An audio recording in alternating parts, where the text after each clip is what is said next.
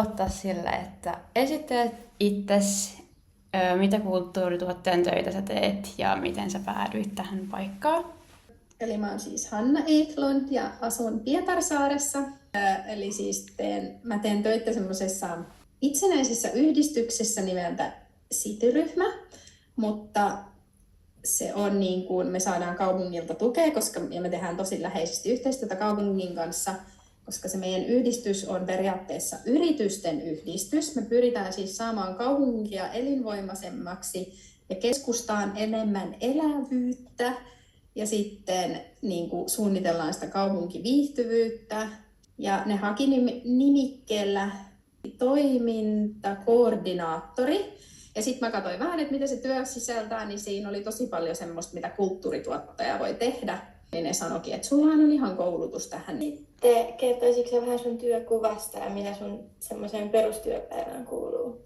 Mun päivät on tosi erilaisia, mutta yksi mikä on just se tapahtumien suunnittelu. Ja normaali päivä on se, että mä ensinnäkin katson somen ja kaikki nämä, että mitä yritykset mainostaa omilla somekanavillaan, niin sitten mä jaan ne meidän somekanavillaan just tämä tapahtumien suunnittelu. Eli nyt tällä hetkellä suunnitellaan kovasti joulunajaisia. Ja sitten sen lisäksi me yritetään kehittää meidän toimintaa ja sitten meillä on kaikkia markkinointikanavia. Et meillä on esimerkiksi keskustassa semmoinen iso jumbo screen, missä mitä me yritetään myydä, jolla me saadaan tuloja ja noin.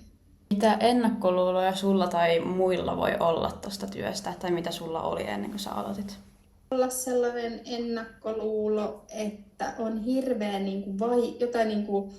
vaikka jotkut lupahakemukset, että ne on hirveän vaikeita. Loppujen lopuksi ei ne nyt niin vaikeita ole, mutta se on vaan semmoinen iso klöntti, jota sun pitää rupea pikkuhiljaa purkaa, että ei mikään ole vaikeeta silleen, että ehkä se oli itsellä sellainen, että en mä osaa mitään tuommoisia lupajuttuja. Meillä on siis 2 työntekijää, eli meillä on tämä talousvastaava ja minä, niin me ollaan aika pieni yhdistys. Eli olisi varmaan tosi erilainen työ jos olisi vaikka tämmöinen iso tiimi, jossa sä voit, jokaisella on oma vastuualue, mutta mulla on vähän kaikki.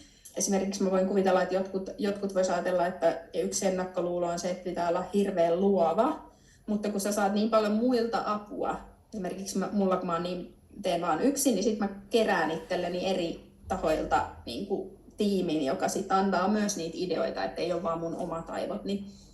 Sä vähän sivuisitkin jo meidän viimeistä kysymystä, eli mikä on vaikeita sun työssä, mutta sä mainitsit esimerkiksi siitä, että sun vastuualue on vähän niin kuin kaikki, niin ootko sä kokenut sen haastavana vai miltä?